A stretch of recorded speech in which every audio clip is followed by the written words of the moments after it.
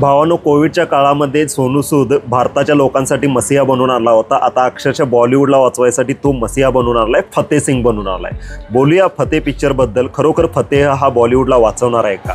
चित्रपटाची स्टोरी जर बघायला गेली तर हा फतेह सिंग एक आहे आणि त्याच्या गावातल्या एका मुलगीबरोबर स्कॅम होतोय आणि मग तो खुशी नावाची एक जी काय सायबर एक्सपर्ट असते तिची ती मदत घेतो आणि मदत घेऊन तो एक केस सॉल्व्ह करायचा प्रयत्न करतो. ही एक बेसिक स्टोरी असल्यासारखी आहे. आणि त्याच्यानंतर यातला सगळ्यात जो की पॉईंट आहे, USP याची जी काय आहे ना, ती म्हणजे याची ॲक्शन.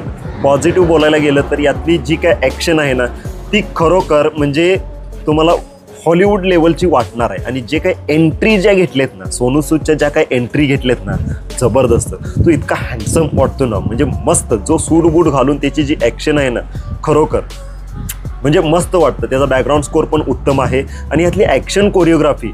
आणि मला तर वाटतं ते कॉरिडोरचे सीन जे आहेत ना, कॉरिडोरमधले किंवा जिन्यातले सीन, हे फायटिंग सिक्वेन्ससाठी आता मस्त झालेत असे की वाटतात की काय. आता काही जण याची तुलना ॲनिमल किंवा मार्को याच्याशी करतील, पण त्याच्या पण नेक्स्ट लेवलला हा पिक्चर तुम्हाला घेऊन जातोय. कारण का याची ॲक्शन तुम्हाला खरोखर एकदम क्लोज कॉम्बॅटवाले सीन जे असतात ना, जवळच्या कॉम्बॅटवाले, त्या पद्धतीचे आहेत आणि एकदम रिअलिस्टिक वाटणारे आहेत. बाकी डायलॉग म्हणायला गेलं तर सो ॲव्हरेज, पण ॲक्शनच्या दृष्टीनं A1 आहे. एकदा तुम्ही अवश्य पैसे खर्चू शकता या पिक्चरसाठी. जबरदस्त आहे. ॲक्शन लवरसाठी तर ही एक पर्वणीच. बाकी ॲक्टिंगबद्दल बोलायचं झालं तर सोनू सूद यांची ॲक्टिंग ना, त्यांच्या ॲक्टिंगपेक्षा त्यांचं जे डिरेक्शन आहे, ज्या काही फ्रेम्स तुम्हाला स्क्रीनवर दिसतात, जसे एंट्रीवाल्या स्क्रीन, त्या स्क्रीनवर त्यांचा जो प्रेझेन्स वाटतो ना, म्हणजे कॅमेरा अँगल्स वगैरे, हे सगळं जबरदस्त आहे. म्हणजे जे डिरेक्शनचं काम त्यांचं तुम्हाला ॲक्टिंगपेक्षा आवडणार आहे. आता दोन्ही जबाबदाऱ्या सांभाळणं म्हणजे हे काय खायचं काम नाही आहे. ते उत्कृष्ट पद्धतीनं सांभाळले.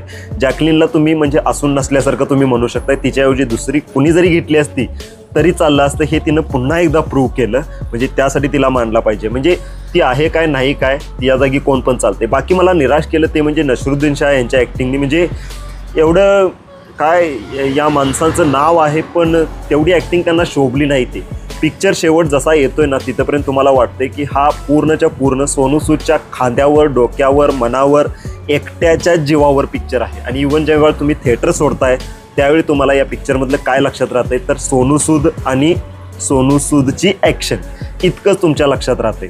बाकी असं पण नाही की पूर्ण पैसा वसूल आहे किंवा पूर्ण वाया गेला आहे, असं पण काही नाही आहे. थोडेसे वीक पॉईंट आहेत, जशी याच्यातली म्युझिक म्हणा, हे थोड्या छोट्या मोठ्या गोष्टी, ज्या स्टोरी थोडीशी प्रेडिक्टेबल आहे.